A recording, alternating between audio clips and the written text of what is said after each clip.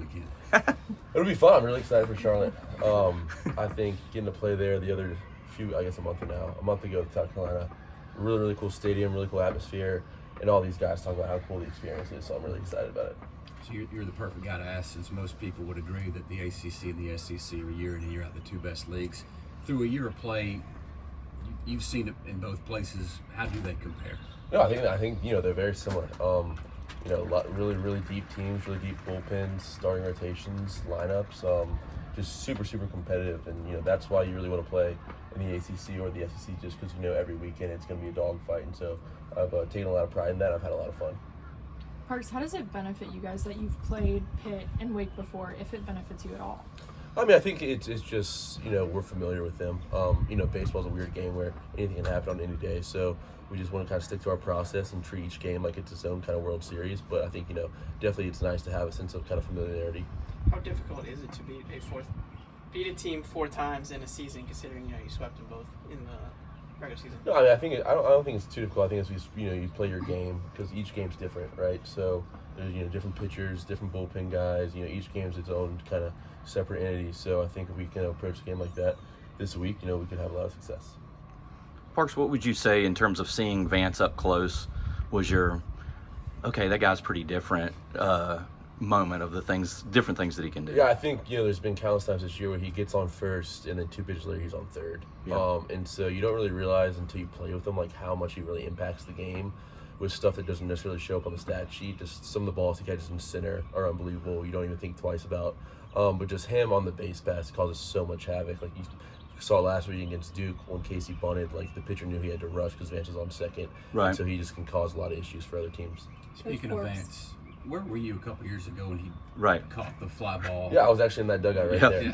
Yeah. I mean, what was your reaction when that happened? It was crushing. That took all the wind out of our sails. But it just showed us how much of a good athlete he is and how valuable he is to the team. Have you talked to him about that before? Like, man, you ripped my heart out on that one. Like, have you ever said anything? Well, funny enough, it's actually shown, I think, before every game on the video board as a highlight. So I'm constantly reminded of it. And Coach Forbes has brought it up a few times. But yeah, no, it's just all fun and games. When you watched that happen, were you kind of wishing, man, I wish that guy was on my team? Yeah, of course. Especially, he was going through that stretch then. His freshman year, I think he had 12 home runs in the postseason or something like that. And so by the time we played him, he was, a very common name. And just to do something like that in a game with that, with someone to the line just showed just how impressive he is. Did that trip have any bearing on you being here this year? I mean, I don't know. I'd say coming here and experiencing regional here made me really appreciate how cool this atmosphere was and how, really well run and the tradition this baseball program has. So I think, I would say so probably just experiencing, playing here in the postseason on the other side and kind of seeing how UNC approached their business and kind of how our mindset towards them was, I think was just really impressive overall and just showed a lot just how important, baseball is to this university. You're a team that has won 41 games, Coastal Division title, best record in the ACC, and yet Forbes still talks about you guys having doubters and people maybe not thinking that you're the best team in the league, stuff like that. Like, where is that coming from, do you think, with him? I think it's true, honestly. I think there are some people who really haven't, maybe not given us the stretch we deserve, but have been doubting us a little bit. I think it provides us a chip on our shoulder for us to keep going out and keep working. Because he always talks about, too, how we haven't accomplished anything. And I think, that's really good for us because we haven't. The regular season, it was great. You want to play your best baseball every day, but you want to start playing your best baseball now in Charlotte and in a regional and hopefully super regional in Omaha.